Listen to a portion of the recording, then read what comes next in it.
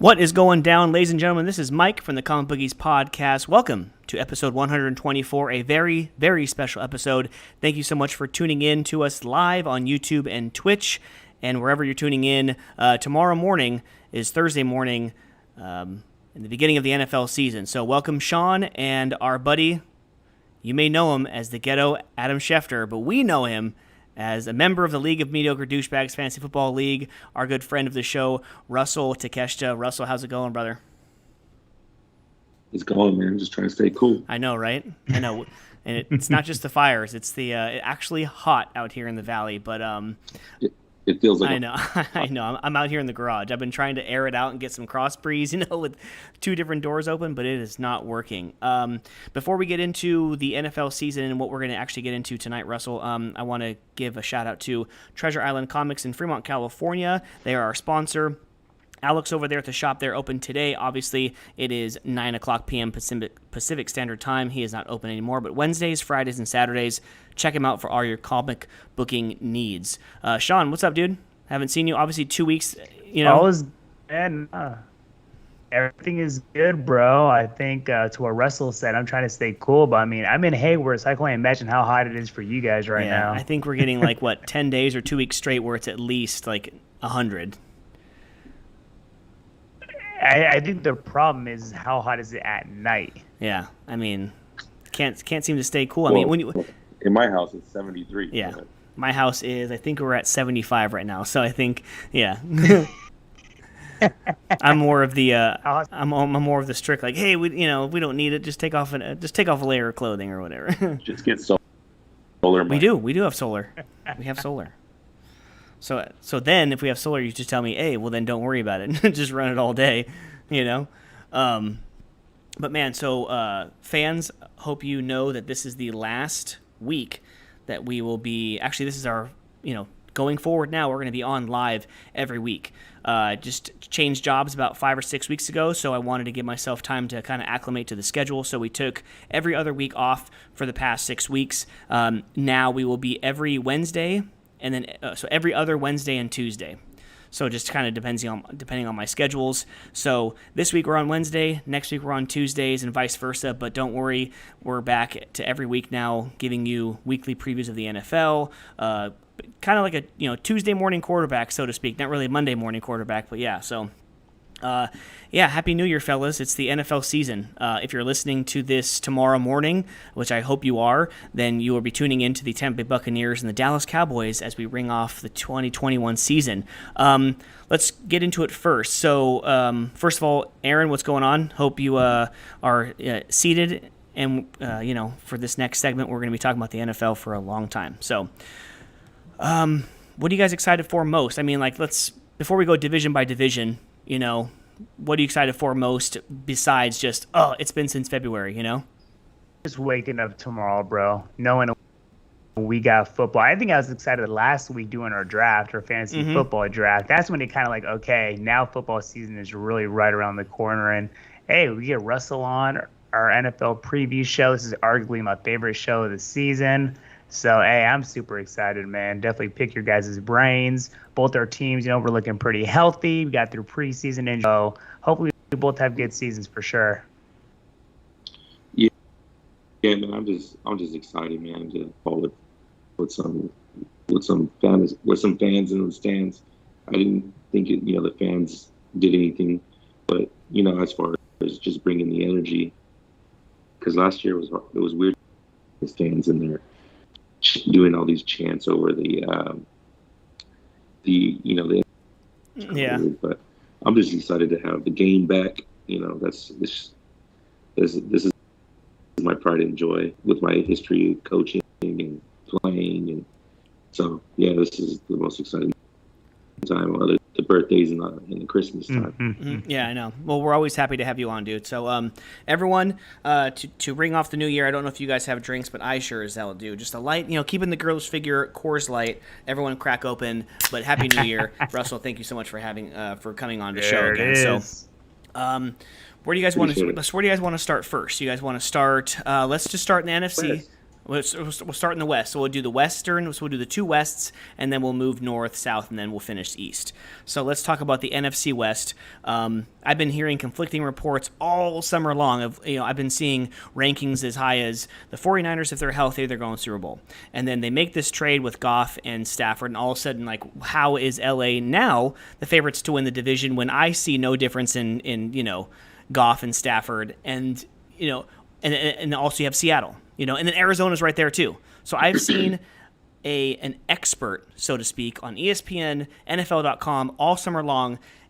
I've seen at least one pick, a different division winner, whether it be Arizona, San Francisco, Seattle, or the Rams.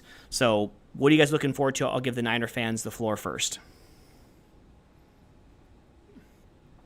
Oh, man. I'll be division in football. The pro analysts thing, they're picking one of each team, which is well deserved. I guess Russell will probably allude to it. We got to have the bias being Niner fans, but I think it also goes into how good I think our team really is. We drafted well. The offseason's good. Bosa coming back from injury, D4 coming back from a healthy Garoppolo.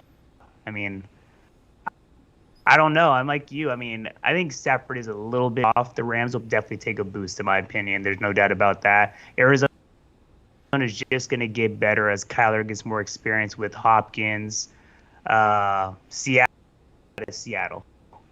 I definitely worry about their offensive line, how good their defense is these days.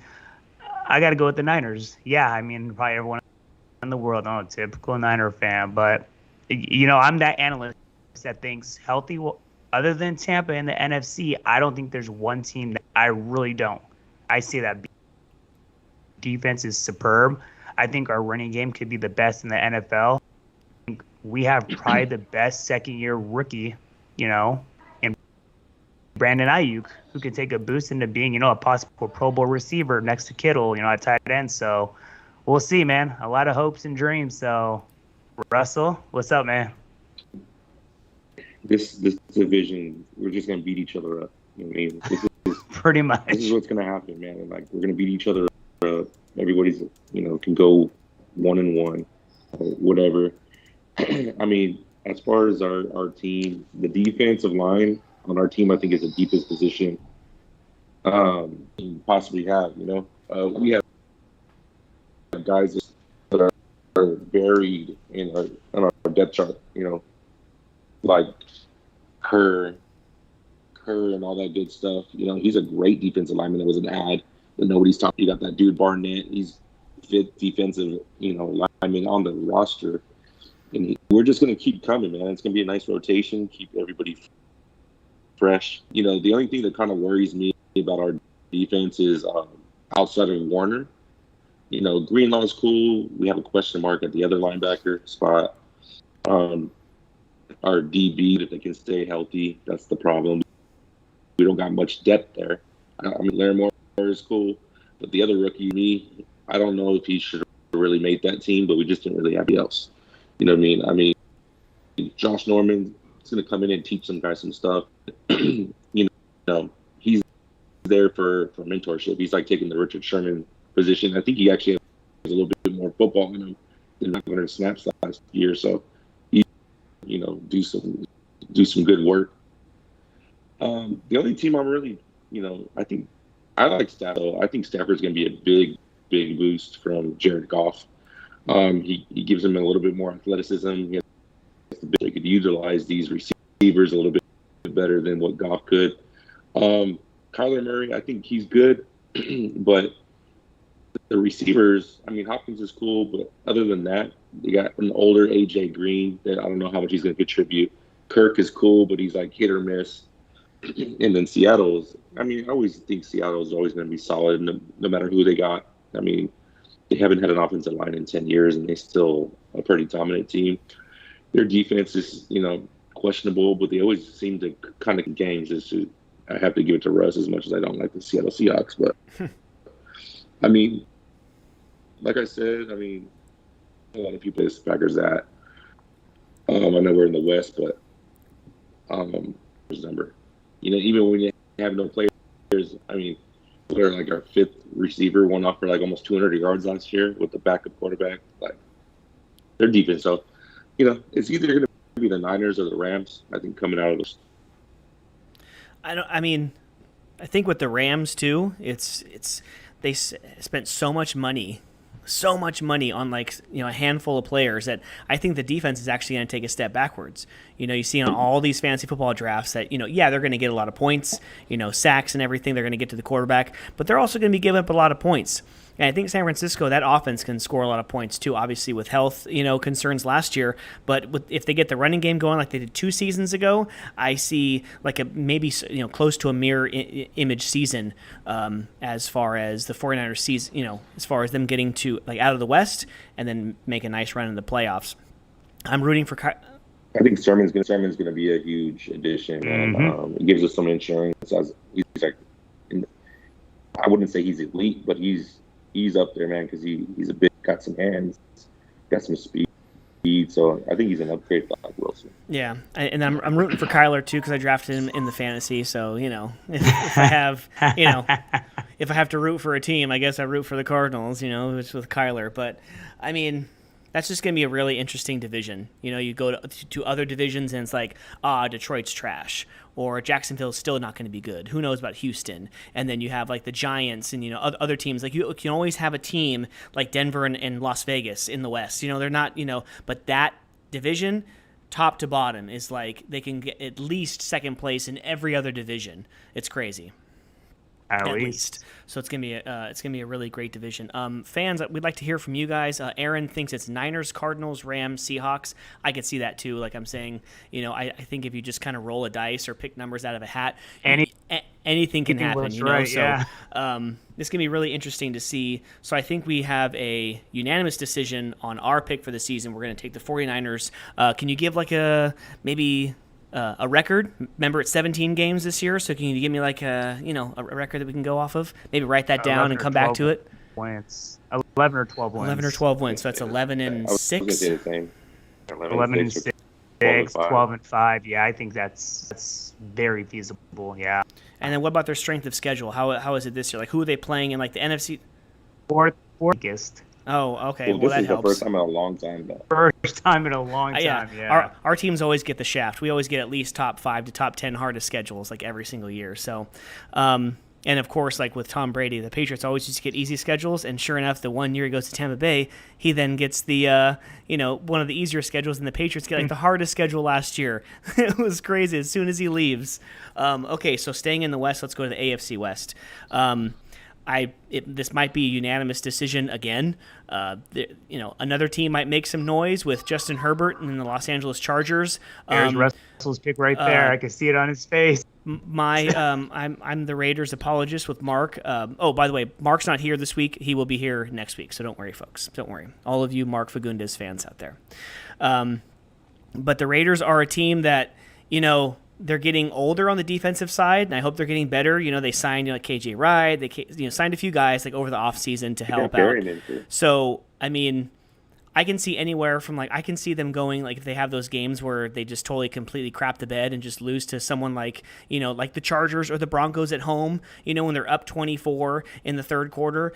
I can see them going 6-11, but then on the other side of it, I can see them playing in some of those games where they beat Kansas City last year and they can go 11-6.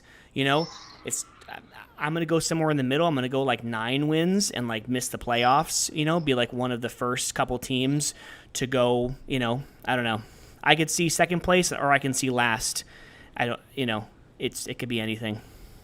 This is the season where I think the Raiders have to, get over 500. That's, I think, already going to be a goal. That 9 wins, everything goes right. They got, God, who is their defensive coach now? Is it Gus Bradley?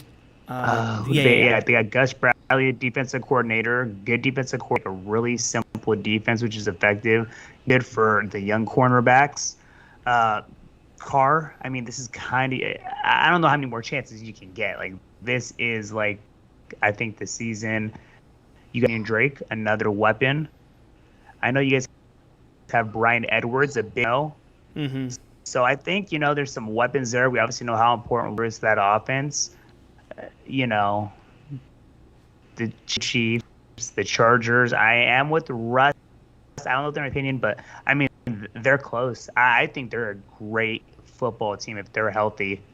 So I mean Ruggs has to make a huge leap. Like Ruggs has to be at the end of the season. You have to call him like a top 20 receiver, or I'm done already. I know it's 2 years. Stop being impatient, but man, he's such a bust first year. He needs to step it up this year for sure. To me, it's hard. Like, yeah, I'm with you on that because I know they drafted him so high, and you draft a receiver that high. I want to impact the Fitzgerald like that. That's going to be a number one receiver. I can't look and say, damn, Ruggs is going to be a top 10 receiver at one point in his career. He just doesn't look like. I don't know if it's the way he's going to be used. I don't know what it is, but I don't know. Hopefully somebody steps up on that offense other than Waller and obviously the running back by committee because they do have some damn good running backs, but I don't know if it's going to be Ruggs. You guys have Ruggs, Brian Edwards. You guys had John Brown. I think you guys cut him. And then what's his name? Renfro. Renfro. Hey, man, he was deep frying, I guess. What's his name? The cornerback Rams. Ramsey. All I saw that. So I was like, oh, yeah, how that's going to translate to this season? Nothing. The Raiders, man, I don't think anything that has to do with Derek Carr's play. The guy had 6 touchdowns and less than 10 interceptions or something. It's the fact that he has no reliable receivers other than Waller. Just needs to get some more size on him because he's like Tyreek Hill. Tyreek Hill is jacked. He's nowhere near what Suggs is. Routes and learn how to not just be a vertical threat. Edwards, if he can stay healthy, he'll be kind of like a Demaryius Thomas kind of player. Not a lot of speed, but got a lot of size. I love Drake as a changeup. He's a great back to me. I think that Arizona wet the bed when they didn't re-sign him. But their defense, they signed AJ Wright, the veteran. You got Perryman from the Chargers. Mm-hmm. He's a solid player. That was a good pickup. And then, just their defensive line is they need for Pharrell to get at least 5 to 7 sacks. You can't do this. You can't just stop the run and be a first-round player. It's not going to work. If a leap in sack numbers with Crosby and then the new guy, the new pass rusher, I think they're going to be solid, man. I think 9-10 wins is feasible. I just really think that KC hasn't gotten any better than they have in the last couple of years. I think they kind of plateaued. Their defense, I think they lost a couple players at corner. I just really think if they can keep Durrell and James on the field, Keenan Allen continues to play. They need Mike Williams to start stepping up. He gets way too much props for not doing much. And Eckler stay healthy, and they got I think Justin James. I think his name. Jackson, the backfield. Yep. He's solid. I think Herbert's play matches. He's not Mahomes, not the ability to be a player like that. And the Broncos, they're going to be in games because they're going to run the ball, and they're going to play good defense. They're not going to ask. So I think this division is super solid. I'm on the limb and say the Chargers are going to win this division now with like 12 wins. Wow. I like it. Nice. And then right now, so I'm just letting you know, so I just right now pulled up the odds. It's going to be close. They say the Arizona Cardinals are going to finish last, and it's going to be close. They have the 49ers. I'm looking on DraftKings, actually. So plus 180 for the 49ers, plus 190 for the Rams, so right there. And then a plus 275 for the Seahawks. And then down at the bottom is plus 650 for the Cardinals.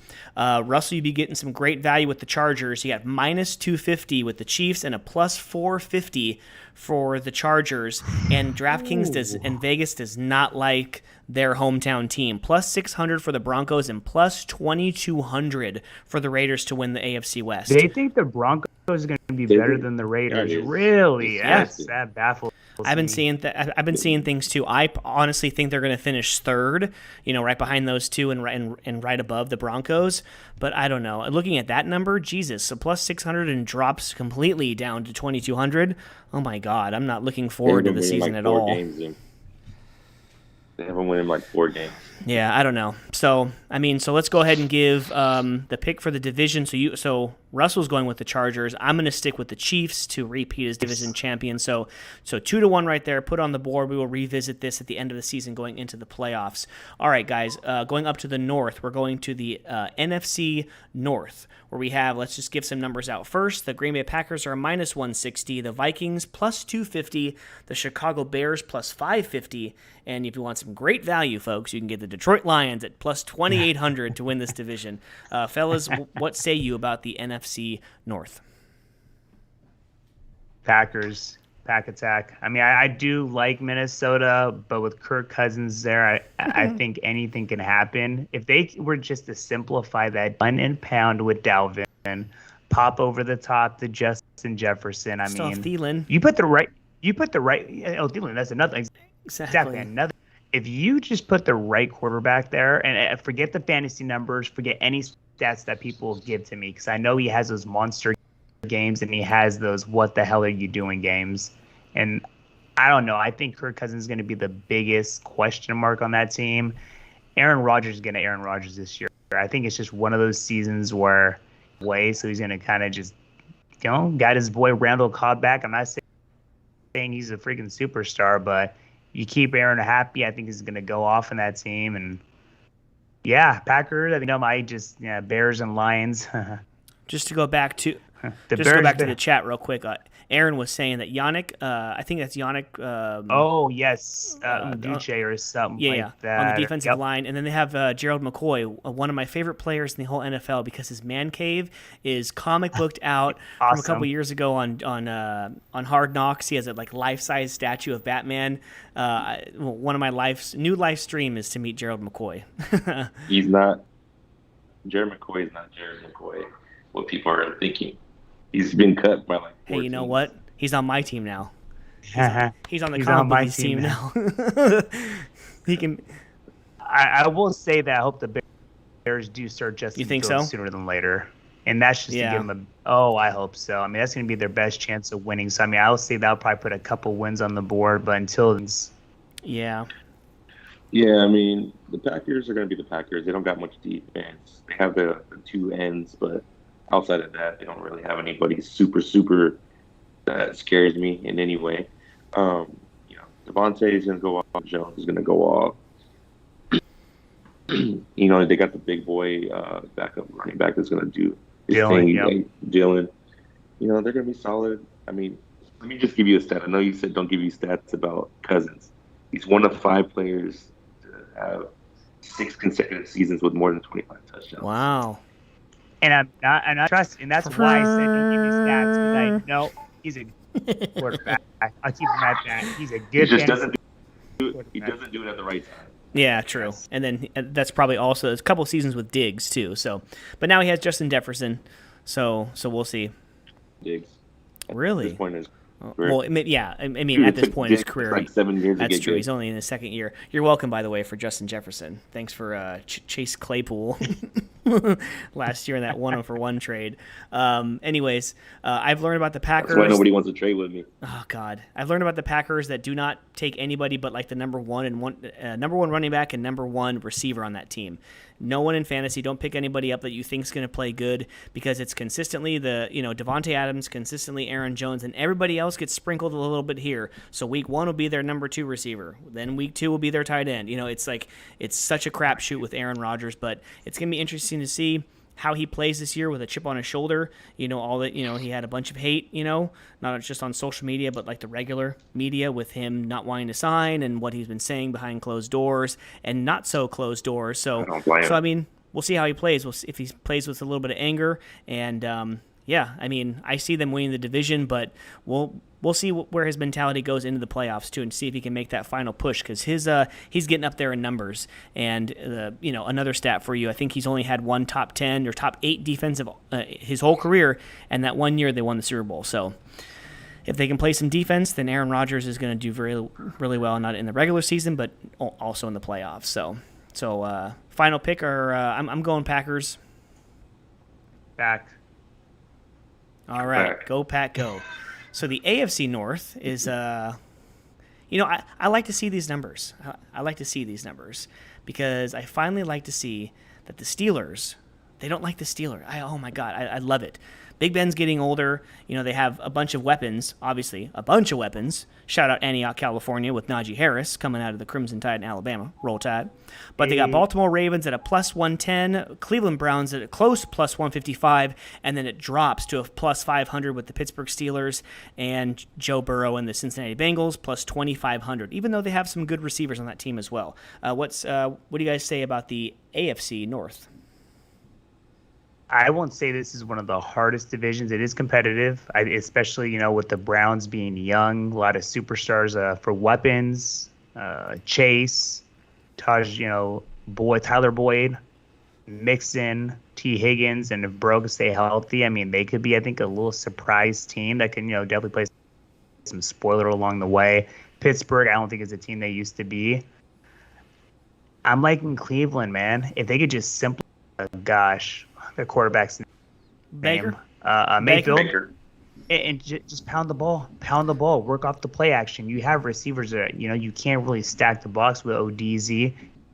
You got Jarvis, you got Peoples-Jones, you got a solid defense.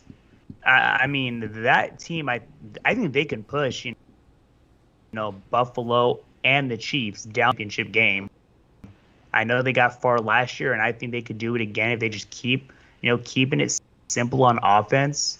Because, you got Kareem Hunt, another great running back. There's no reason why, you should be passing the ball 25 to 30 times a game. There's no reason for it. So, Baltimore, I have the thing about the primary running. He'll get his stats. They'll have some wins. But I like Cleveland a lot, man. There's a reason why it's so close. Cleveland's, I don't know. I just think that Cleveland's going to Cleveland. Until it happens, I just can't. I don't know. I can't do it. Cleveland's going to Cleveland somehow. Last year was Odell Beckham Jr. getting hurt for the season. I would still take Baltimore. I still think they're a more consistent team. They've been there. I think Lamar Jackson's hopefully going to have a better season, not just fantasy, but actually playing better as an actual quarterback. So we'll see. Hot take by Aaron, real quick. Lamar Jackson will win the MVP this season, based off of Aaron. Aaron likes himself some Lamar Jackson. All right. So Russell, what do you say about the AFC North? I'm jumping on the Cleveland bandwagon, bro. They got a solid offense. They got one of the best offensive lines. I'm a Baker fan, and then they put a lot of key pieces on that defense. Garrett. They got the other Clowney. He doesn't put up a lot of stats, but I think he'll help just push the pocket to win that one. I don't think you can win any championships or the division if your quarterback can't throw the ball. Lamar Jackson's a hell of an athlete, but he can't throw the ball. He's exposed. He's done. He has no receivers. He has Sammy Watkins and Hollywood. Big deal. Really no running game. Gus Edwards, he averages like 3 yards a carry. You know what I mean? So, that one, Pittsburgh, they got some offense, but they don't have no defense other than, Watt. And Watt's holding out because he wants more money. Yeah. So there's how long is Big Ben going to stay healthy too? He's a ticking time bomb every year. He's always pretty healthy. So. I like Cincinnati's youth. They got some key players on defense. They just need to put it together. You know what I mean? So we'll come in third. I think Pittsburgh will come in last. I'd like to see that. I do not have Cincinnati coming in last. If they stay healthy, they will not come in last place this year. Wow, nice. Okay. That's something to keep track of right there. Will Pittsburgh get last place in the AFC North? So I think I'm in the minority this time. I'm taking Baltimore, and you two are taking Cleveland. So we'll put that on the board, and we'll revisit that at a later date. All right, coming down all the way south, let's go to the NFC South, where the reigning champions, Tampa Bay Buccaneers, with Tom Brady being the first team since the 1976 Oakland Raiders to return all 22 starters. Sean, your boy Steve Mariucci, former head coach of the San Francisco 49ers, today on NFL Network was mentioning that he had talked to John Madden, and what they had was the next season, why they didn't even win the division in 1977, major injuries all around. 2 or 3 wide receivers, a couple guys in the back in the secondary, on the offensive line, defensive line, they had key injuries to prevent them from even winning the division. So that could happen this year. Who knows? The bug may get him, but this is the first time since the 70s that a team has returned all 22 starters after winning the damn Super Bowl. So prove me wrong, guys. Like minus 200 for the Buccaneers, plus 350 for the Saints, plus 900 for the Falcons, and plus 900 also for the Panthers. So convince me otherwise that the Tampa Bay Buccaneers aren't coming out of the South with another division championship. 22 returning starters, including, I don't want to say the GOAT, but goddamn, he's proven time and time again he's Tom Brady. And you added Giovanni Bernard, who I think is going to be huge in that offense. And you have a clear-headed Antonio Brown, not just coming in during midseason last year, actually, a full camp. When I hear he's tearing it up in camp, I think who's going to win the division's not the question. Is who's going to come in second place. Because, like I said, Tampa, I have Tampa and Niners in the NFC Championship. I think those teams are far superior. Tampa obviously may have the edge, the defending champs. They might as well be the Super Bowl favorite. Why not? I'm going to go out on the limb that my second place team in this division is the Carolina Panthers. All right. I really like this team. I love me some Robbie Anderson and DJ Moore, and I love that rookie receiver they got. His first name starts with a T. I can't even think what the hell it is. Ball around. And, I got Christian McCaffrey and a pretty damn good defense. I think they had like 4 starters that were rookies last year returning. They're going to have another year of experience. So I can see them getting to about an 8 or 9 win season. Atlanta way back. They lost Julio. They don't have much of a defense. Their running game is going to struggle, considering Mike Davis is their number 1 running back. The Saints got crab legs at quarterback. I think I've said enough. Yeah, I don't think that they should be up there as far as, division odds whatsoever. Russell and Sean, I have the Tampa Bay Buccaneers just under the Kansas City Chiefs at a plus 600 to win the Super Bowl. So they actually have a rematch as far as right now before the season starts, Kansas City Chiefs and the Tampa Bay Buccaneers. Russell, what do you say about the NFC South? I'm not even going to talk about the Bucs. I think, their defense is good, fast. Offense is good. I think Antonio Brown's their best receiver still. He's healthy. He led them in the half of the season. No, Mike, you don't like AB, but sorry. Okay. The Saints, I'm a Jameis fan. They want to throw 5,000 yards with 30 touchdowns. I know he had 30 picks, but the man got LASIK since then, and he's smarter. I think, him being on the bench has helped him a lot. Carolina, I think they're going to be solid. I think they need a couple more pieces. They're in the rebuild, so Atlanta's going to be the number 1 pick probably. Yeah. I'm not trying to compare the two because, believe me, I'm not. But, say, talk about Dan Marino.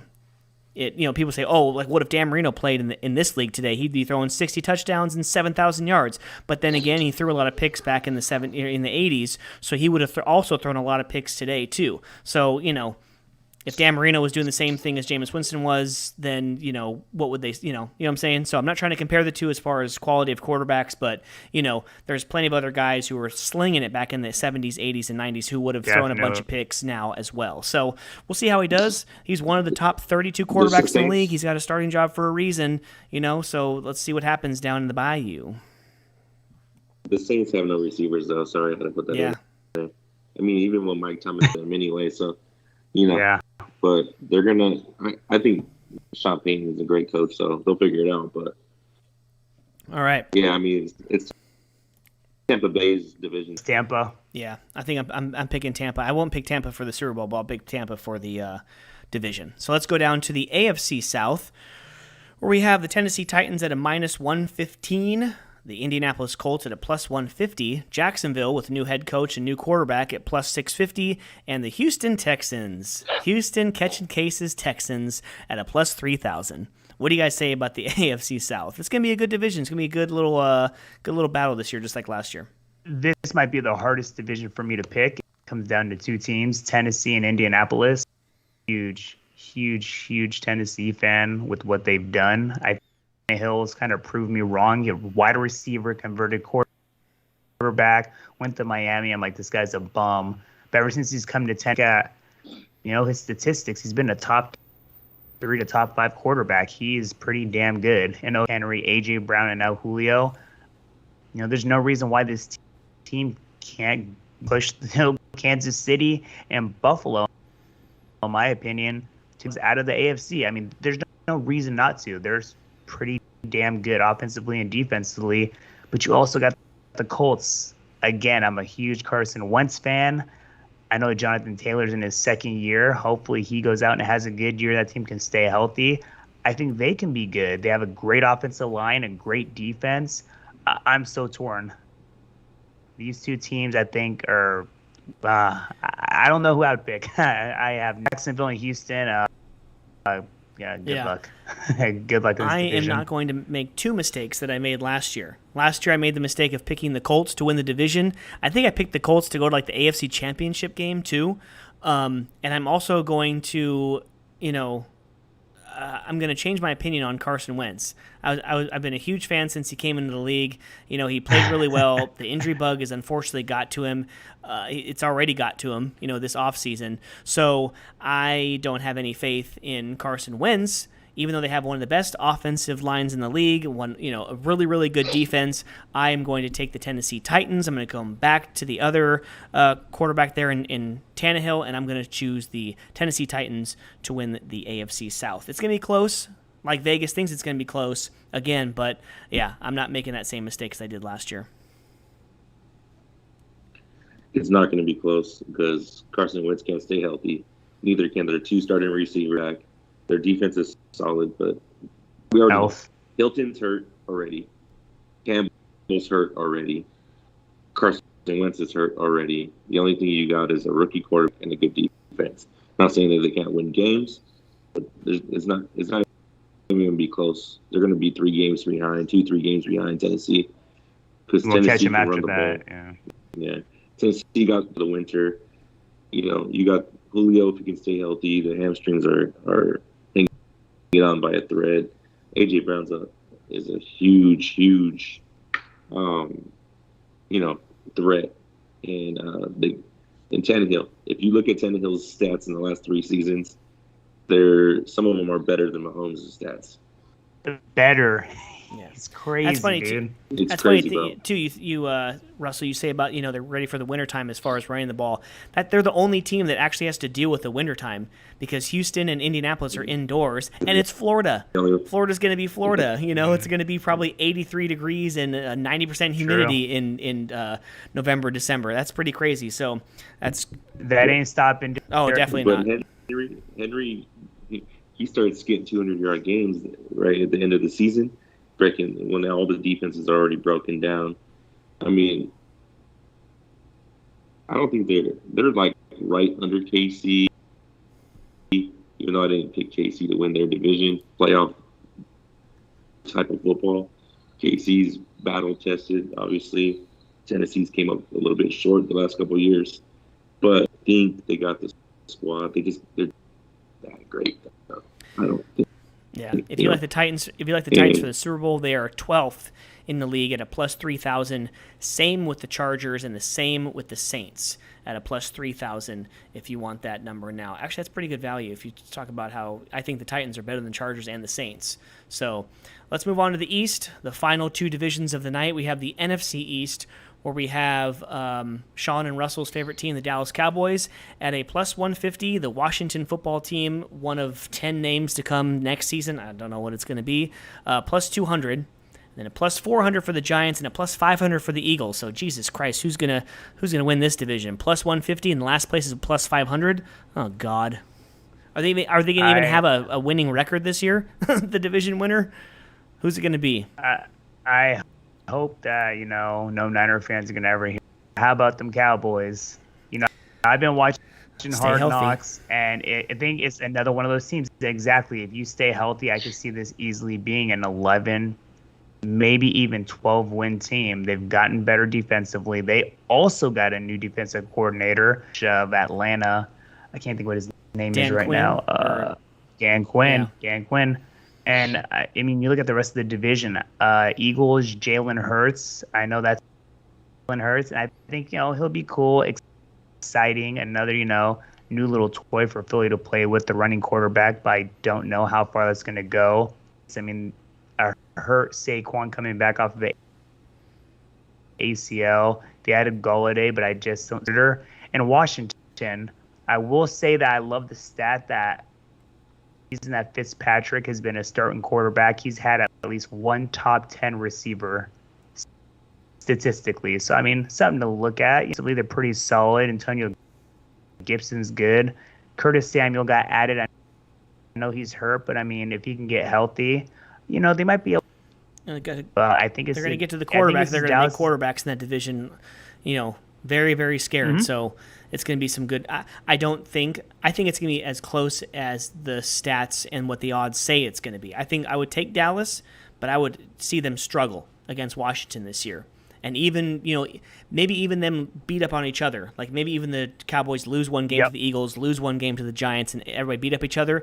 And again, just like last season, it comes down to the final week or two of the season to, determine that division. But I would still take the Dallas Cowboys, especially if Dak Prescott stays healthy, especially with Dak Prescott. I mean, Amari Cooper, Zeke, CeeDee Lamb, they're all going to have better seasons if Dak is healthy, for sure. The offensive line is getting older, so you got to be careful of that one. And also, they're still expensive, too. So this is definitely a year to make a push to not only win the division, but maybe kind of sneak their way into maybe an NFC championship game against the, hopefully not the Bucs. They got all the firepower. I'm still not sold on their defense, even with the young rookie. I think he's going to make a difference.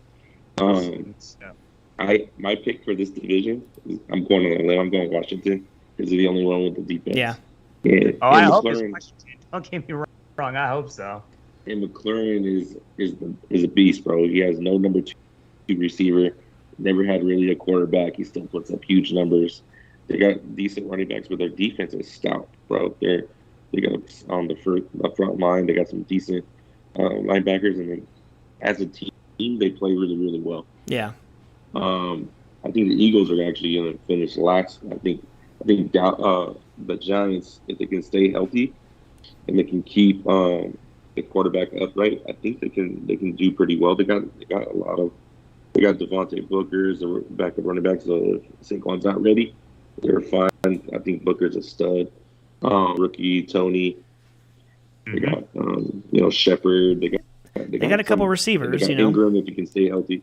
They got if Jones keeps turning over the ball. I mean, that's just not going to work. But you know what I mean. Like this division, there's a different winner every damn year. Cowboys always have a squad, but they never. But the way that I see Zeke, bro, he lost all the weight, and got back into shape. But their offensive line's already hurt, man. They got Collins already got a neck injury. The center's hurt. Zach Martin, yep. And the guard has got COVID, so it's the same thing. Dak got the 10-9, so we'll see what happens. I think if Dallas stays healthy, they'll win. But I'm going for the Redskins. All right, I think we're 2-1 Cowboys. Sean? How about the Cowboys? So 2 Cowboys and 1 football team. Let's go to the final division of the night, the AFC East. So this is a division where it might have one of those surprise teams that, may sneak into the Super Bowl even. You have the Buffalo Bills at a plus 1,000, they're third, to go to the Super Bowl. But as far as the division's concerned, they are a minus 160, plus 350 for the Miami Dolphins. The Patriots are the same at a plus 350. And then the New York Football Jets at a plus 2,500. So what do you guys think about this division? Is it going to be that easy for the Buffalo Bills? Is Miami going to make some noise? Is Bill Belichick going to make some noise with that rookie quarterback? What do you guys say about the East? I don't think it's going to be easy, but I do love me some Bills Mafia. I definitely have them winning this division.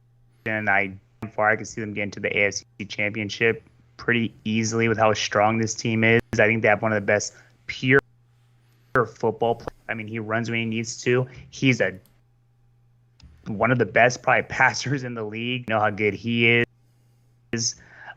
Miami, I think they got better. Another year of experience for Tua, but I still don't see them there. I mean, put aside, his obviously off the field issues, you might as well go get Deshaun Watson, which the owner wants to do. I mean, I think that could actually probably get you over the hump. I don't know about Tua. New England with a rookie quarterback, you still got, the wizard, Belichick. So, I mean, they'll push him a little bit. I think the Jets are going to be a little bit, better. Super young team with Zach Wilson, a lot of Michael Carter at defense. But, while everyone's getting better, I still think the Bills are definitely the premier team. Yeah, I think the Bills are, the most overall talented team, defensive and offensive wise. They have a stable running game, even though they got Singletary, they got Moss, but they runner when they need to kill the clock. They get it to the quarterback because he's big, worrying about him injuries, right? I think Miami's a well-coached team. That's the real games because they don't got a lot of talent, but they're coached well. So I think they're good. I think the Jets are obviously rebuilding. I think they're there, but it's going to take them 3 to 4 years. And I don't like the Patriots, but I'm biased to the Patriots because of my boys. Oh yeah. Son. And the guy that wins spend a bunch of money on tight ends, and look who's going to start. Because ain't none of these guys even made it to the season, and that boy's starting to ball out on his first off season. So I think he's picked up a lot. Hunter had to get through the season. Smith, I think he's a little bit overrated for what they paid him, but whatever. But I think it's going to be Buffalo, Miami, New York. I mean, with Miami being a Raider fan and seeing all those games where the Raiders have to go down to Miami, doesn't matter what time of the year, it's just like something clicks. When they were good in the early 2000s, when they were bad for most of the other years, that I've been a fan of the Raiders, every time they go down there, something clicks. They just, what the hell happened? Something is in the water down there. The humidity, they guys just can't keep up with it. Doesn't Tom Brady have a bunch of losses down in Miami, not only being the division? So if the Miami Dolphins have pieces in place to win, just the home field advantage with fans there now, I can see them making noise in the division. What I just said over the past 60 seconds is all for nothing because I'm taking the Bills, but they're going to make some noise. I think they're going to be within 2 games of the Buffalo Bills. They're gonna keep it, they're gonna keep it close until the very end. But I think I'm gonna make it a trifecta, a sweep across the board when taking the Buffalo Bills. So Russell, let's get your final take on the season. So overall, let's get your conference winners. Like maybe pick the matchup in the conference championships, and then your matchup and winner in the Super Bowl. So this is just, of course, this is obviously going to change in a month, but let's just, going into week 1 tomorrow, Thursday, Night Football, let's get it. Let's get your 4 conference teams and your champion. Let's go here. It's going to be the Bucs and the Niners. I'm a Niner fan, but I think they're, in the NFC. And then the AFC and Buffalo. And I think it's going to be Buffalo and the Niners, and I hope the Niners win the Super Bowl. All right. I can't wait. I can't that. wait to watch that NFC Championship game, and they're like, "Oh my God, look at Tom Brady. He grew up a Niner fan, so now he's playing a Niner." I can't wait. I can't wait to see that. Jesus. All right, Sean. AFC will go. Also have the Bills in the Super Bowl, and I think the NFC is going to be the Niners and Bucks, and I can't copy. I guess I have to. Niners and the Bills. All right. It really seems like I took the easy way out, but I think the way we've been talking, I think those are the 2 teams this year. All right, I'm gonna go. I'm gonna throw a wrench in there. I always pick oh yeah, I'm gonna do this, and this. No. I'm gonna throw a wrench in there. I'm just gonna go solely based off of the off season and just how pissed off everyone was at this guy. But he's gonna come back with a friggin' vengeance. I think it's gonna be the Packers. Rodgers. And let's go Packers and Buccaneers in the NFC Championship.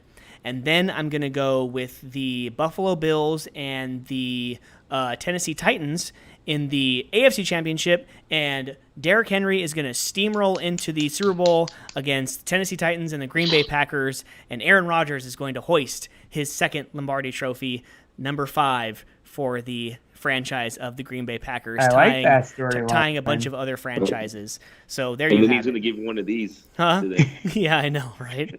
But I don't know. I just like the stories and, just kind of mix it up. Like I could have, I don't know. That's I a don't pretty know. good one. So Aaron right here, Rodgers. Niners versus Bucks, Chiefs versus Ravens. Ravens lose to the Bucks in the Super Bowl. I think that's kind of based off of his thinking that Lamar Jackson's going to win the man. MVP. So good luck to everyone betting this weekend. Obviously, it's a much happier household when everyone's winning money against Vegas. But Russell, you got anything on college football? Did you watch any college football? I know the weekends are busy. We got new job and a family and stuff. Were you able to watch the first week of college? What did I watch? I watched the Jackson State game. It was only because I wanted to see Deion's son play quarterback. Oh, okay, Mhm. yeah. Then How'd he another do? son did all right. It was raining, but his son that plays safety that came from South Carolina, he was laying fools out. They won, but I watched that. And what else did I watch? I watched the Clemson game. I was kind of disappointed in Clemson's quarterback because he looked like he was lost, even though he played really well. But I think Georgia's defense is just disgusting. Dogs. I mean, is there any reason why you wouldn't say that Alabama's at least in the national championship? I mean, it's like, Dude, there's the quarterback from same old song and dance. Modern Day is the man, bro. He's a true freshman, but he's way far. I mean, he hasn't even showed him that he could run the ball yet. That's the disgusting. I mean, I always talk about like when you start the NBA season, I always talk crap because I'm like, oh yeah, there's like day one, there's like literally 5 teams that are going to win the NBA championship. Literally after this week, I can already put Alabama and Georgia as the 2 SEC teams. And I don't care if they meet in the SEC championship, both of them are going to the playoffs. So just pick your 2 others and let's put those 2 teams in the national championship right now. But yeah, some of those other teams, Notre Dame squeak one out against Florida State. Against FSU, bro. I'm a Florida State diehard, bro, but we're nowhere. We have no business in that game. Not the team they used to be. My Trojans took care of the Spartans, Spartan of San Jose State. It was close actually. Like start of the fourth quarter, they're only up by like 8 points or 9 points, and then they got like a pick six and a few other touchdowns. Don't get it twisted, bro. San Jose State's program has been really good the last 2 years. I completely agree with you. Their quarterback is actually throwing for the most yards through. I think they've actually played 2 games so far. He's at like almost 800 yards already in 2 games. I mean, he's putting up some numbers. The best quarterback. Love me some SEC football. Corral or something. What is his name? Mike Corral. That guy is destroying people. Even like the second half of last year, they got the lane just throwing. Oh yeah. I know what you're talking about. Yep. So who do we got this week? We have, let's see, Oregon and Ohio State. That's gonna be pretty good. But that's at the Horseshoe. Game. So who knows there? I hate seeing number 13 Florida down in South Florida. It's like, come on, you don't have to play these boo. Look at that, number 2 Georgia against University of Alabama Birmingham. Come on, man. It's the bye week for all the big teams. But the bye week sometimes seem like Iowa and Iowa State is number 9 versus number 10 Iowa State. That's going to be a good game. Iowa's going to win that game. Did you see who Alabama's facing? No, but I see Clemson's facing South Carolina State. South Carolina State. Oh God. Well, they need that after the way he played. Big Iowa and Iowa State. Gotta love that match.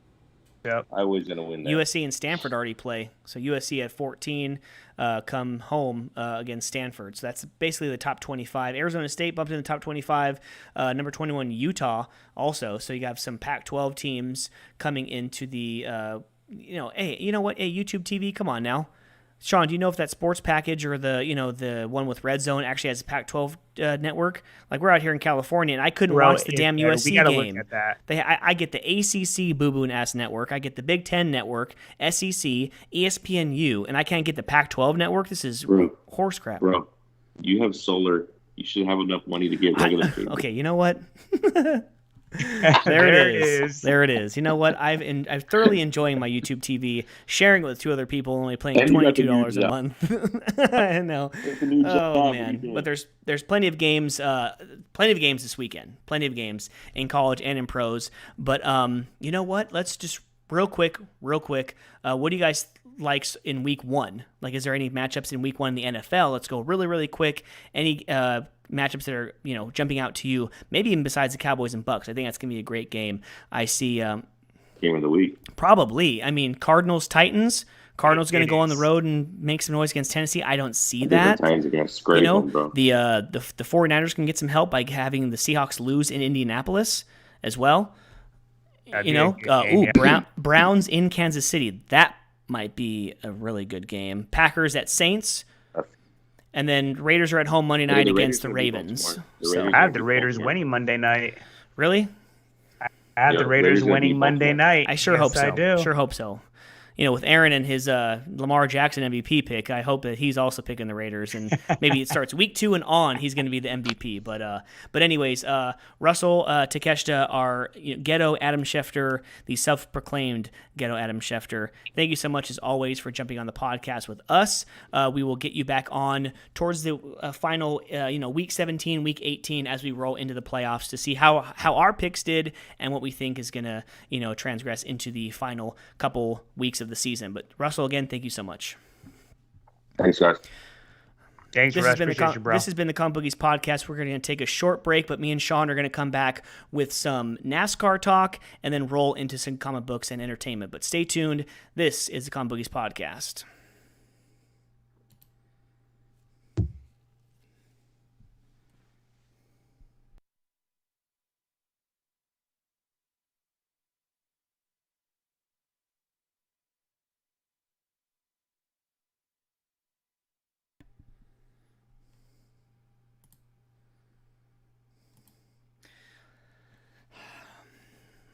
I'm just gonna go live right now. So we're live right now, but I'm gonna actually take Russell's thing away, because it's the only way that I know how to do it.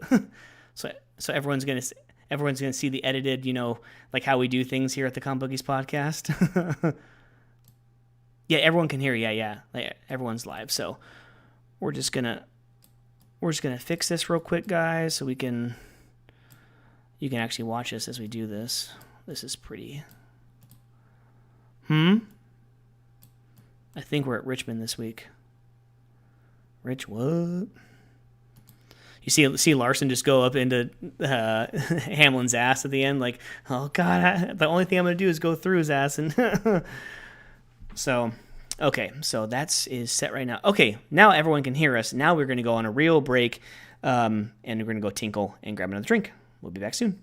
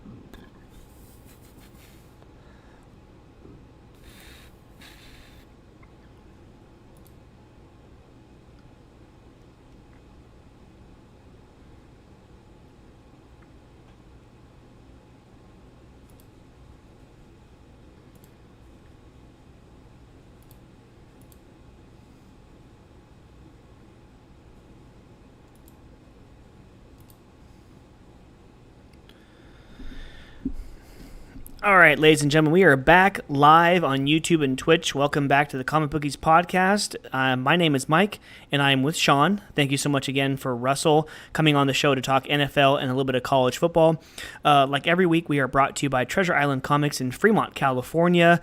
Every Wednesday, Friday, and Saturday, go get your comic books from Alex. Great shop, great people, great environment, great community. We love the shop there. Follow us. Again, subscribe to the channels, Twitch and YouTube. Follow us on all social media, Facebook, Instagram, Twitter. Email us, thecomicbookies@gmail.com.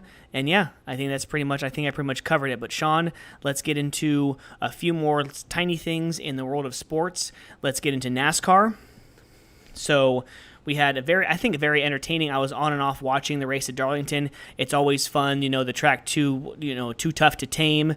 Everyone earning their stripes. We had, bunch of cautions in the first I think we had 5 or 6 cautions in the first 50 laps, and it involving a lot of playoff racers. You had Bowman, Byron, and Chase all having problems in the first stage. Then you had Kyle Busch wrecking and you know what? It's funny. He didn't even get fined for saying shit twice. I saw he got fined $50,000 for running over those cones and, driving hella recklessly. I was like, dude, that's such a Kyle Busch move, dude. Such a Busch move. But, I mean, I was laughing my ass off when he cussed on live TV. I was like, I kind of would too. I mean, that's, people love NASCAR, I think, for that. Just the raw emotion, not giving a crap. It's less buttoned up as far as, when you have just lost or in this case just crashed. You know what I'm saying? Like, I appreciated that actually.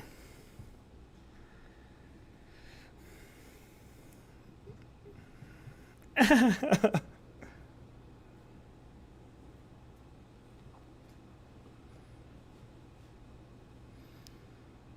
mean, it's the first playoff race. Now you're in a spot where you're in the bottom 4 of 16. You only have 2 more races. You have to have a good showing at Richmond, and I think the last one is Bristol, which is next weekend. Oh, by the way, I'm not going to get as pissed as I did last week. I already know going into today that it is a Saturday night race again. So I will be at work. I can't, with the new job, I can't find any time to what the hell, I can't sneak away and watch it. So I hope that, I don't get any news or text, which is not going to happen, and I can kind of watch it later. But yeah, not going to happen, because now I'm not going to want to tape a NASCAR race and then watch it on a Sunday morning when I'm getting home after I wake up. It's football time. It's NFL time, Oh, shoot. I am so sorry. Wait, hold on 1 second. Okay, well, thank you for letting me know, everybody. But Sean, when Russell was on, I muted your mic so that you and Russell will be on the same mic. So you are actually muted this whole time. So what we're going to do, ladies and gentlemen, we are live, and we're going to do this all over again. So the last 5 minutes, I'm going to go ahead and restart, welcome back to Comic Bookies podcast. So I'll go ahead and that's absolutely great. That was about 50 minutes of my life. We've never done that before. We've never, because Mark's always stayed on. So when you and Mark are on the same, line, so I should have, what? So now I know next time if we have a guest, I will mute the guest. So then when they jump off of the mic, it was their muted mic that now jumps off. So yeah, I muted you, so both of you are on Russell's thing, and then once he jumps off, it's just you, and you're muted. Thank you so much, Aaron. He's like... Hold on, so that was just for this segment. I wasn't muted on the last segment, no. Right? Both you and Russell were on the same, wavelength thing as far as, sound. But then when Russell jumps off... You are still muted. Oh, hey, that's fine. That's okay. fine. So yeah, Aaron's like, Sean, mic muted, and then hella exclamation marks, hella exclamation marks, hella exclamation marks. Sean's, he's muted. Right, that's my guy. That's my guy, Aaron. I like cool. it. So let me just start all over. Actually, I don't have to start all over from when we did.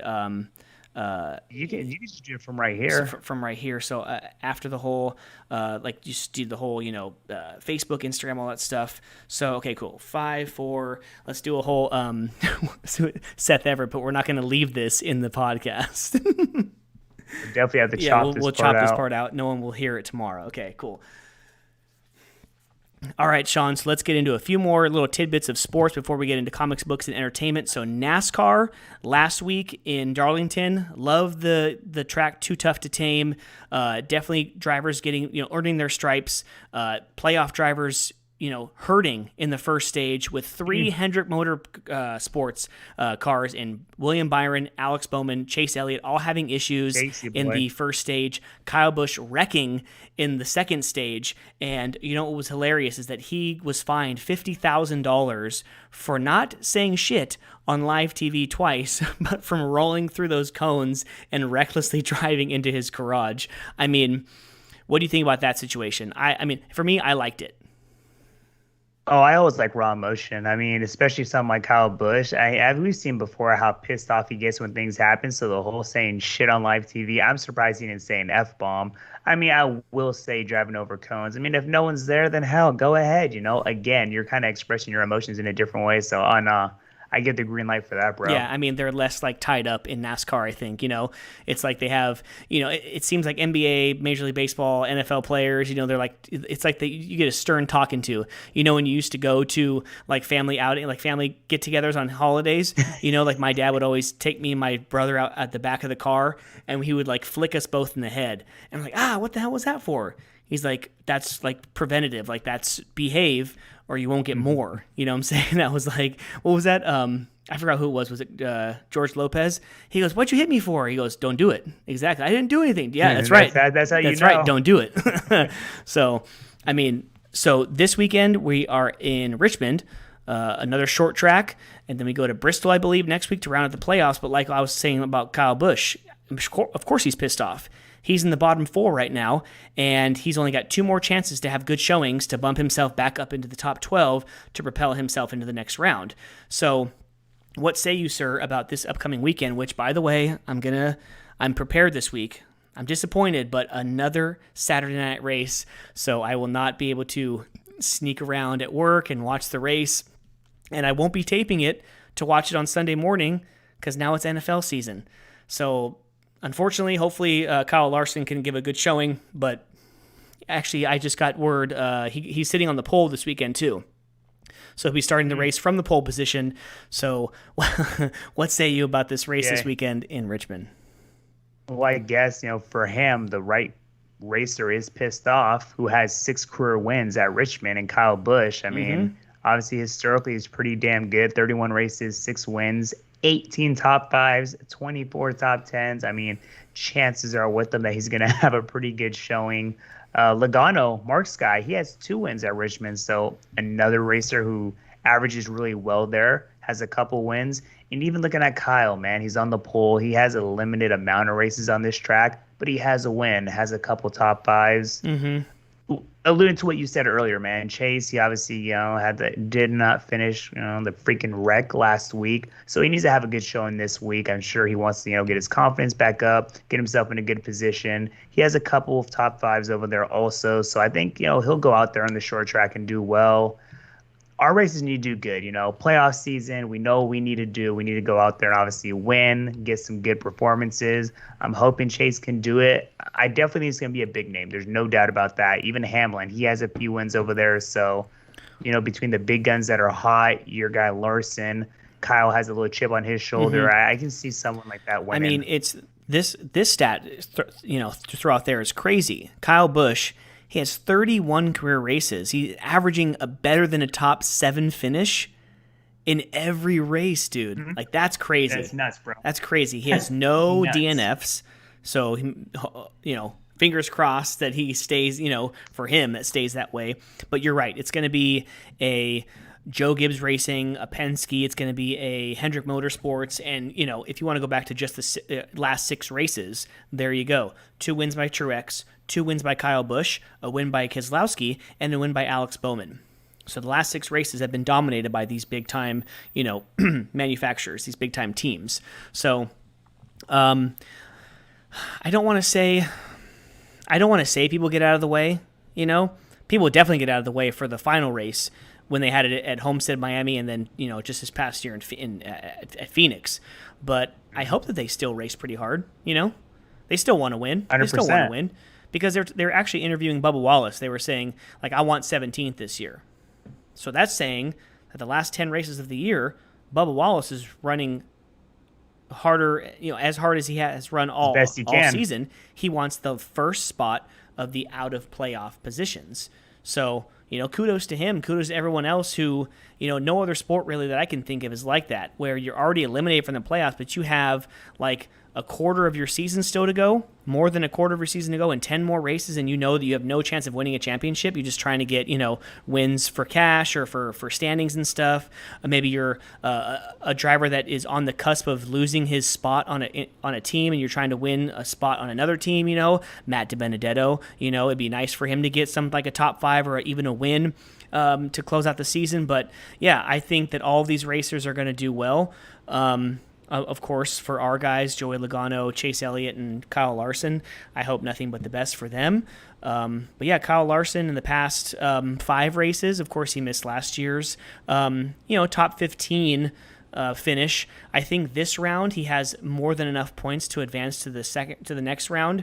But you also need to have good finishes, because if you're going to depend on just points to get to the Final Four, just points is only going to last you so long if you start finishing in the high teens and the 20s consistently at these races. So even though Kyle Larson is pretty much guaranteed a spot into the next round, I think he still needs a couple more top 5s or top 10 finishes closing the round of 16 out. So this should be an interesting race.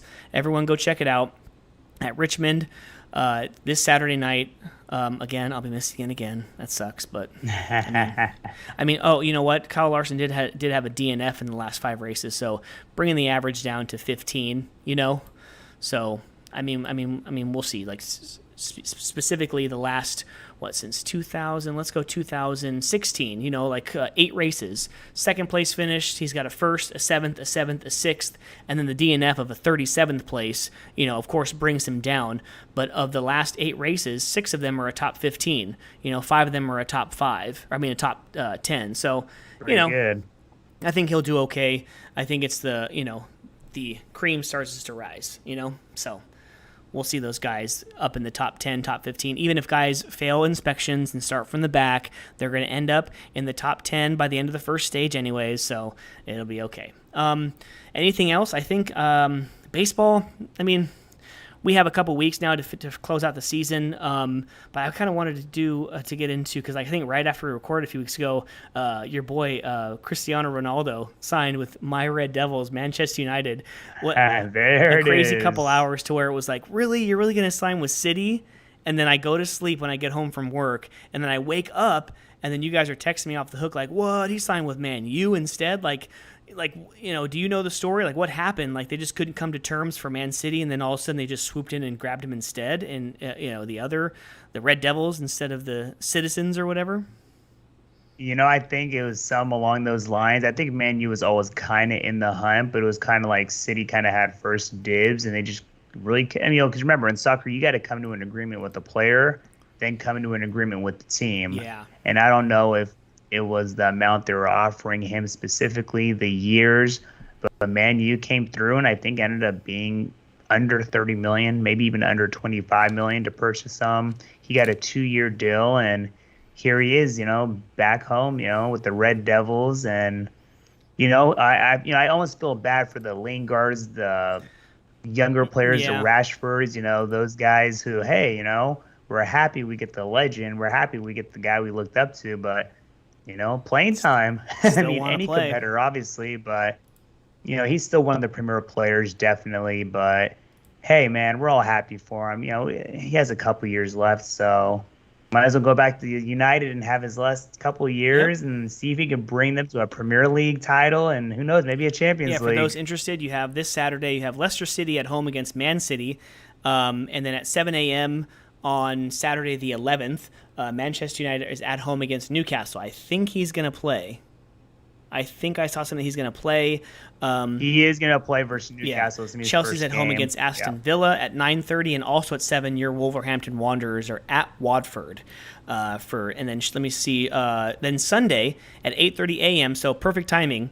Sunday the 12th, 8:30 a.m. An hour and a half. Perfect timing right before NFL starts. Liverpool visits Leeds United. So we have those games to look forward to. But I think that's pretty much it for the sports. Let's shift on over to the other half of this podcast, the comic books and entertainment side of the podcast. So what we do every week, for those of you just joining us for the first time, thank you so much for downloading and subscribing. We really appreciate the support. Shout us out, send us a question or a comment on email or on like on our DMs and stuff on social media. We're always happy to connect with the fans and shout you out and everything. So thank you so much for subscribing if you're a first-time listener. But over on the DC side, we have Detective Comics 1042, Action Comics 1034, Wonder Woman 770. No, wait, hold on. This is not today. This is from the 25th. The wind, the non-wind in this garage pushed my damn paper. So let's start that over. DC, we have Batman 112, Batman Catwoman number 7, Nice House on the Lake number 4, Infinite Frontier finishes, I believe, that 6-issue miniseries with number 6, and the Swamp Thing number 7. Marvel is giving us Amazing Spider-Man 73, Daredevil 34, X-Force 23, Excalibur 23, and Savage Avengers 24. Image has The Deadly Class 48, The Me You Love in the Dark number 2. Dark Horse, can't wait for this one, Maze Book number 1, and then another number 1, Last Flight Out. And Boom Studios gives us Mighty Morphin number 11, and Eve ends its 5-issue miniseries with number 5, and rounding out AWA Not All Robots number 2. So Sean, the books that we just got last week, I didn't get a chance to get into yet. So I have like 2 weeks, like the 2 previous weeks. So if you have anything that you want to comment on, I have them sitting in front of me right here. I can kind of like go through a few of them and we can kind of give our review on them, kind of giving recommendations for fans and also opening the floor to them to give us, some recommendations to things that we also, because of course with the sponsorship, which is very, very generous from Treasure Island Comics, we are able to get more comic books than what we usually would get, and that's opened up our minds and broadened our horizons with different, publishers and stuff, and we really, really appreciate that. So, yeah. I mean, I guess I'll start. That Top Cow that I was talking to you guys about, that Saint Mercy, pretty cool, like a Tarantino going back and forth to like straight up like back in the day, thousands of years, the Incan times, and then of course back to the Western times, like in 1800, and it just follows 2 girls, one who's being raised in like the 1800s in like old Western times, and then one girl who's about to sacrifice herself, like straight up like what was that one, Apocalypto, like a sacrifice. Yes. You cut out all the things and the heads are rolling down the pyramids and stuff, so they're getting ready to sacrifice themselves, and then the girl who's protecting her sacred family's gold is, she gets robbed and everything. I think it's connected because all of a sudden the girl gets saved by some like demon, the girl who's about to get sacrificed. And it was a crazy first issue. I don't know how many issues there are. I can look back at it like on previews and stuff, but that was pretty good. Pretty good. I think just last week's issues were kind of average. Thor was pretty good. It was one of those ones where it was pretty good. It was one where it was like, okay, it's better than like the 4.5 minute, like just nothing, but it wasn't what we were reading in the first Donny Cates story arc, And I'm wondering, like, is Donny Cates going to kind of dial it back on Thor? Because as everyone saw in previews this past week, we're getting a new Hulk series from Donny Cates. So it's like, are you going to put more attention on that one, or it's kind of like, So if I see the quality of books continuing to decrease, Thor number 16, you might not see me go, pulling past 18. Yeah, I agree with you, bro. I read it and like there just really wasn't much to it. It's just like they were kind of just filling it in a little bit. I don't know. When he's trying to like, hey, let me get 4 hot dogs. They're just walking down the street. Yeah, like, just kind of living a New York lifestyle. It's like really, and like cool. Like I wish they would really get into this whole like dream that he's having with Thanos, and he takes Mjolnir, and it's got Infinity Stones connected. Like that would be a dope story. But like, is it just a dream? And how long is it going to take for that to actually like like come to fruition. And then I'm thinking like my negative wheels are turning like, oh, cool, they're going to make it that story, but it's going to be a huge Marvel event to where you have to get like 60 other side story books, and then I'm going to be done. And then I'm done, you know?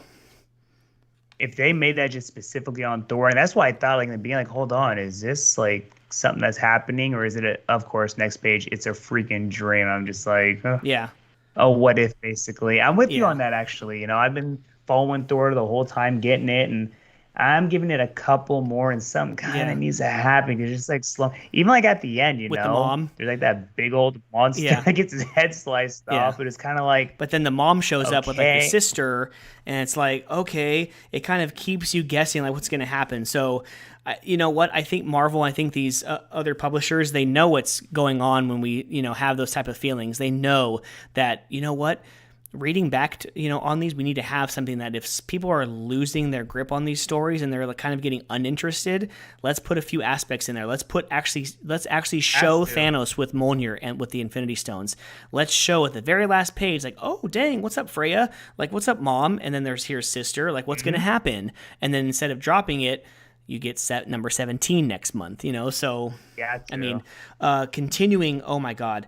It even says at the top of the header, nominated for 4 2021 Eisner Awards, including Best New Series. Bro, Department of Truth, dude, total mind blow. Is it the like, truth? In like number 12, total like just story flips upside down on top of itself, rolling over and over and over down hills. Like it sets up for like, oh my God, this could go on for numerous more issues. You know, it's a great story. Great. That's all I can say. Tynion is killing it right now with Batman, with Nice House on the Lake, with, you know, he even wrote Wind. I didn't pull Wind, but that first issue kind of was like, you know what, this could be a pretty good story. Like everything he's writing is just solid, you know, solid.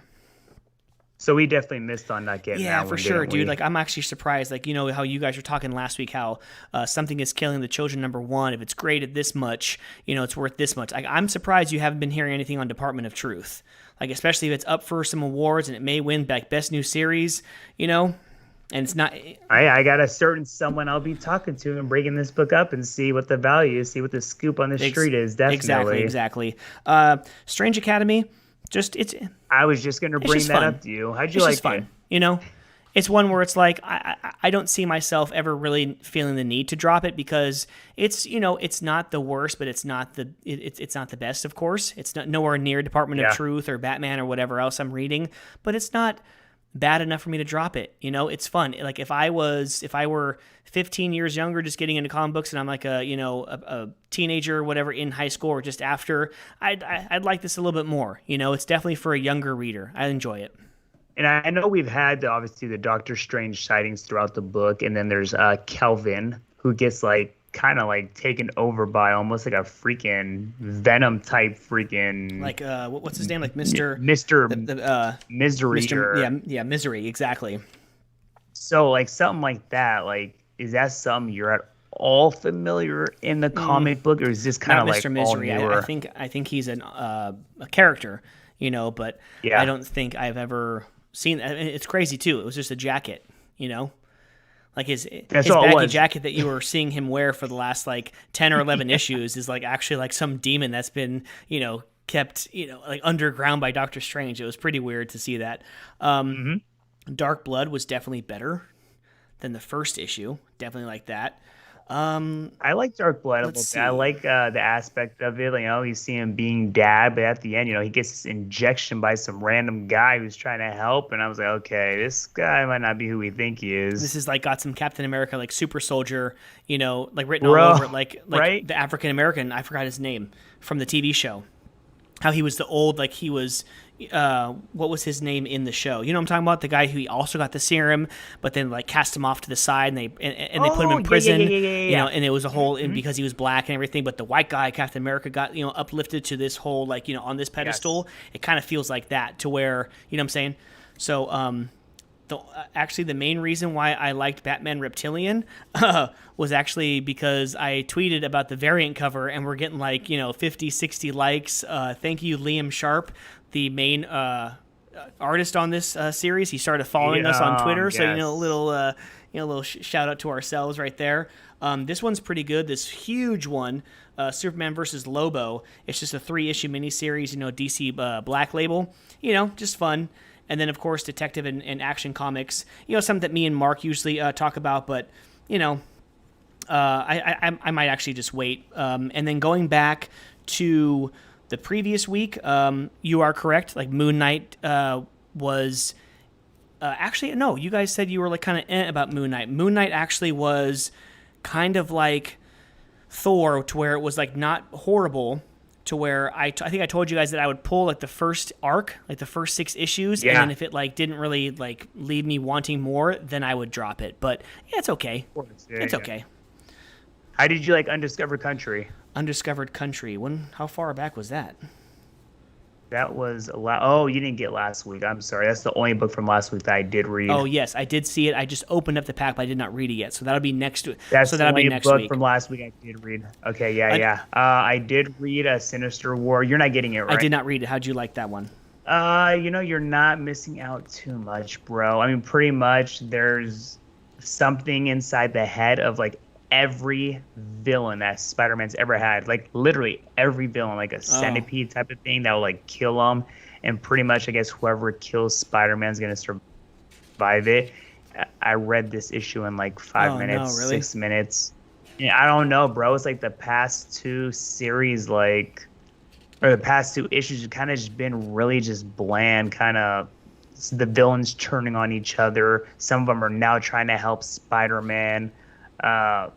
The first issue is Mysterio, who kidnaps Mary Jane. So I was like, okay, so that's maybe the premise of the story, and now it's pretty much every villain just chasing Spider-Man throughout the city, just trying to kick his ass. I mean, as simple as what it is. Like every time you turn a page, it's a different injury, a different villain fighting them. So it's like, I don't know it right now. I'm not sure how I'm liking it. I'm gonna get obviously one more issue, but but Sinister War, is that only gonna be like a 4 or 6 issue miniseries?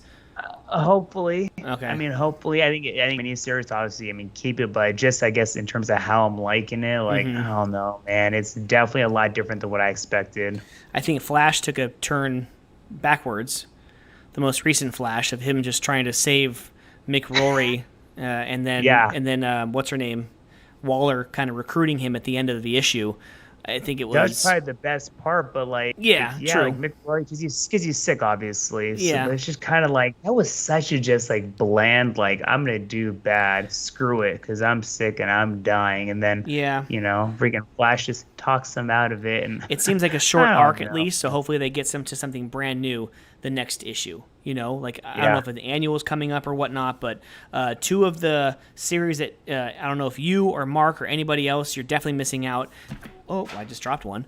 Batman Catwoman is freaking amazing from Tom King, and Noctera from Scott Snyder. And I know you've been loving that. And Image Comics. I really can't tell what I like more, Department of Truth or Noctera. That last issue of the arc, number 6, blew my mind. Really, really cool, and I think they're actually taking a break to where like number 7 doesn't come out until like November or something. I forgot, but yeah, it's really, really good story. Mark was right that Batman Secret Files, The Clown Hunter, it was nice to see Bao again. And some of these smaller ones, these AWAs, Marjorie Finnegan, Temporal Criminal, dude, just like read like an issue of that. It kind of feels like a like a Punisher Max, where it's Garth Ennis, like some of like the but it's a woman, so it's like her being hella raunchy, like something out of like Bad Moms, they have their filthy mouth and stuff, and Satan himself is in the series. It's just totally wacky, but it's really, really cool. And of course, in the world of the Resistance moths, this series is pretty cool too. I actually just pulled another freaking series in this Resistance world. It's called Knighted. I just pulled it from previews. So yeah, so only you, Mike. I wouldn't expect anything less, Michael. So, and then going forward over the next couple weeks, what are you excited for? Just really quick. Either the books that you still have not read that you currently have, and then this week of new books. Well, the book that I have not read and actually is from, I don't know if it's last week or 2 weeks ago, but I think I only have 2 books left. It is actually King Spawn #1. Oh, okay. I think that might have been. I did get it, and it's funny because it is the last time an ongoing Spawn series launched was back in 1992. So Oh, it's dang. been just under 20 years that they've had a series on Spawn, and I've always liked Spawn. Like, not that he's a super super big character or something, but I did pick that up, so I'm very very excited to read that. And this week, it's funny you also brought up May's book because Jude, I go on my website and it instantly caught my attention. The cover of it, and I'm like, okay, that looks pretty badass. I'm definitely gonna get like that. as soon as I saw it in previews, though, I was like, okay, first of all, Jeff Lemire. I try to pull everything Jeff Lemire because that's Black Hammer. Because I love that whole universe. I stopped reading it only because our buddy Forrest, who we're seeing in a couple weeks in Las Vegas, he let me borrow all 10 Yes. volumes of the Garth Ennis Punisher Max, which I'm like 2 issues away from finishing the 10th and final volume. Like, I'm going to be done by the time we go out there, and so I actually get to give him all those books back. But I'm, but go ahead and continue, because I was actually going to talk about that too. Oh, no. And I know the big one I'm actually excited for. I mean, I guess it is looking ahead. It's the Joker #7 next week. I've been enjoying the Joker so much. I definitely love the cover where he looks like he's the pilot of a plane. So, man, super badass. Artwork's good. Story's been good so far. I have always said that this story definitely makes me feel sometimes like, should this be a Jim Gordon story or a Joker story? But Yeah, exactly. The ones I got from last week, Wonder Girl is feeling like it's Undiscovered Country, to where I'm getting it on the 1st of the month, and then the next month I'm getting it on the 30th. Like, I don't really quite remember what happened in the first 2 issues, and now I have to read number 3. I'm getting this one right here. It definitely has some The Americans vibe to it. It's called Almost American. Bro, It's when you sent that to me before you even said the Americans, I'm like, dude, that hell reminds me of the Americans. Yeah. So, inspired by the true story of husband and wife Russian spies who typically wouldn't live long enough to tell such a tale. I mean, if that's not either Black Widow or The Americans, I don't know what is. And of course, I think the 6th and final issue of the first arc of Geiger came out last week. Thoroughly excited about that one. And 2 straight weeks of Infinite Frontier. I still have to read number 5 from last week, and then number 6 comes out this week. As far as this week's concerned, what am I excited for? Probably Nice House on the Lake, Batman, and Batman Catwoman. And of course, May's book. Those are probably the top 4 I'm excited for this week. So that is all for the comic book talk. Please, like we say every single week, let us know if you agreed or disagreed with our reviews of the books that we're reading, and send us some reviews, some books that we should be reading. Actually, if I am remembering correctly, I'm supposed to give a shout out. Just give me 1 second. Of course, take all the seconds you want. And while you are taking that 1 second, I'm definitely actually looking at Black Manta #1 that's coming out this week also. So some I think that we should definitely keep an eye on. I know we have in the works Aquaman #2 coming out, whenever that's going to be, already filming. But Black Manta #1 got a little mini series coming up. So, yeah. Well, right here, I was approached by someone whose name is John Paul DeShong. He actually has a book coming out on Kickstarter. He wanted me to give a little shout out. It's called My Deadly Beloved. Now on Kickstarter, the prequel to the critically acclaimed graphic novel series Sons of Fate. So that just screams at me like, oh crap, now I got to get Sons of Fate. So but that kind of goes into all of the Kickstarter projects. We've known plenty of people, and we've interviewed a few people who've had projects on Kickstarter. So something along those lines, definitely worth a look. I just like supporting them too. It's Definitely. Because some of the people like Jack Mulqueen, he was fully funded in like a day, and then the other people, they either don't get funded or they like get funded like the very last minute, like the last minute push, so, but definitely. And then there's another one who actually emailed us from the Soda and Telepaths, their publisher. There is another one that they gave to us, and it is called, what is it called? I think it's called Elixium. So that book is also, he also gave us like a little commercial too. So earlier in this episode, if I can actually kind of find that clip, you'll be hearing, I hope you like that little clip of what, they're offering as well. So, I mean, love supporting all the small time publishers up from DC all the way down to the people who are just starting out. I mean, Jack Mulqueen, he was an entrepreneur, and he's like, you know what? Let's make a comic book. So definitely into that. And so let's get into some little bit of news before we head out for the week, Sean. What do you have in news? You got anything, bud? I do, my guy. Keanu Reeves, of course, coming back for The Matrix 4, and the trailer will be coming out this Thursday. Nice. Yeah, I saw some first images or whatever that they released, which looks pretty cool. Not too big, and obviously the whole Rotten Tomatoes type of thing. I actually think if I see something's good on Rotten Tomatoes, I'll take that. You're like, okay, it might be good. If it's bad, I never really take it, grain of salt. But I'm hearing Shang-Chi was freaking badass. I've heard nothing but good things about it. Kind of going into our first piece of news, they break I guess it wasn't like a big number to break, but they broke like a Labor Day weekend, opening weekend record of like just over $71 million at the box office, which is really good. It's only second to Black Widow as far as opening weekends is concerned at the box office during the pandemic, and it totally kills 2007's Halloween was the movie that actually held the Labor Day opening weekend during Labor Day as far as box office numbers, and that was just over $30 million. So it had more than double the amount of money, and that's really cool, People are finally starting, every single person who was like, I'm not getting on streaming. I don't want to get it on streaming. And finally a movie comes out of this magnitude just to theaters. Seems like a lot of people jumped all over it, dude. Yeah, bro. I've heard, like I said, so many people watching it. And I know people watch Black Widow. That was the last Avengers movie to come out. But ever since this Shang-Chi came out, man, I don't know. It's been like a whole nother level of people just jumping on it. And no, I'm very excited to watch it. I haven't watched it yet. I'm sure, both of us are going to watch it at some point. So definitely something to watch. Yeah, definitely. Venom, the Carnage movie, it's just been all over. They have the fifth date change. They delayed it, delayed it, and it was October 8th, I believe. Now, actually some good news. Now it's going to come out a week before. So October 1st, 2021 is the brand new Venom movie. Is it like Into Carnage or Here Comes Carnage? What was it called again? Like Venom something Carnage. I forgot what it was. But yeah, Woody Harrelson is playing Carnage. So enjoy that movie. And finally, as far as I'm concerned, I never watched the show. My brother watched the show, The Wire, 10, 15 years ago.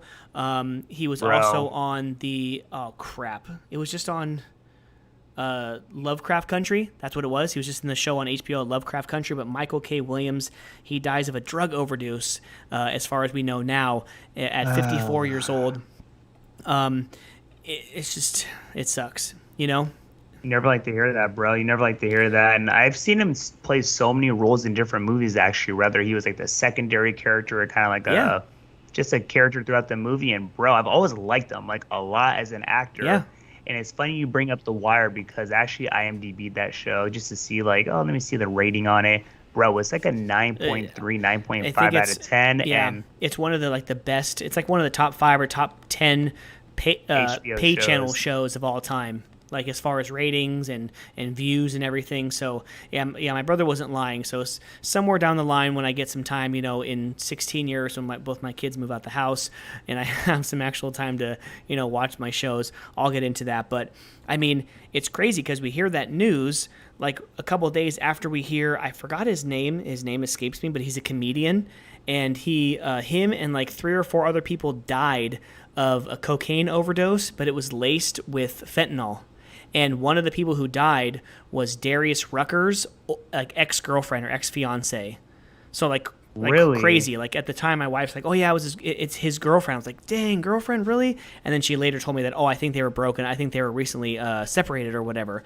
But yeah, A lot of people, I mean, it's easy to say, don't do drugs. Well, don't do drugs. You know, it's easy to say that, but we have no idea what people are going through. Addiction is one hell of a thing that I, for one thing, have, you know, I don't battle with it. I know people who do or who had and who are no longer with us, you know, so I definitely empathize for that, but it's just horrible news to hear. I think he was an up-and-coming comedian. You know, I thought the name rang a bell, you know, like I saw him on something, you know, but yeah, just sad news all around over the past like 5 to 6, 7 days. But yeah, not to end the podcast on that. Sorry, Sean, but you know, what can I say? Well, I definitely could end it, you know, with one last piece of news, which I know Mark brought up and I seen at the same time. We're gonna have the Rocketeer. Oh yeah, that's coming right. Back that's to right. Disney. Nice. So, you know, I mean, I guess there's something to look forward to. But yeah, you know, all jokes aside, definitely condolences to the family. Addiction is real. It's a sad thing. You know, you just hope for the best. We don't know what people are going through, and Yeah. it sucks, man. Definitely lost a good one for Yeah, sure. and you know, just people know. Just do what you can for the person. You know, be there to support them. You know, 100%. just try to get them the help that they need, and you know. If it doesn't work out, then at least you could lay your head on the pillow saying that you did what all you can do, you know. So, but that's the comic books and entertainment side of the podcast. We already heard Russell come on and talk the NFL season. We're super, super excited. Good luck to all the bettors out there. Good luck to all the teams in the NFL and in college. Good luck, Sean, to you and all of our other 8 comrades in the League of Mediocre Douchebags Fantasy Football League for this 2021 season. But yeah, bro, take us away for episode 124. Episode 124, my brother and I, Mike and myself, we obviously had Russ helping us out as always for our NFL preview show, a very special episode as we always have every year. You know, it's a holiday tomorrow, I think, for most Americans. The NFL season is back, so your Thursdays, Sundays, and Mondays will be pretty effed for like the next 3 to 4 months. Sorry to all the wives out there. Don't make any plans. But, you know, all jokes aside, a fun podcast. Thanks for all the listeners, all the engaging. Mark, I know you couldn't be here this week, but we look forward to having you again next week. As always, our brother. And, yeah, you know, hopefully we had some stamps in the passport. I'm sure Mike will be able to check that for us.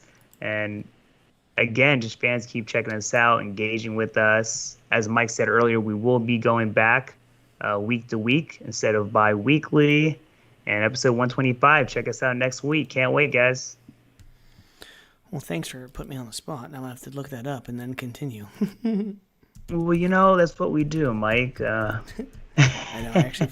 I feel we've done really good. Doing You know, the every other week thing is totally like throwing me off, you know. So let's see here. Nah, no Got a doubt. handful of downloads. Hey, you know, and that's the fun thing about doing it live right now, man. Mm-hmm. You know, you can take a second, check it out. I'm thinking it started just us here in the States, and now we're nationwide, worldwide. Oh, I got one. Oh, there it is. Punch that passport. Got one. So this is they got a new look to it. It's weird.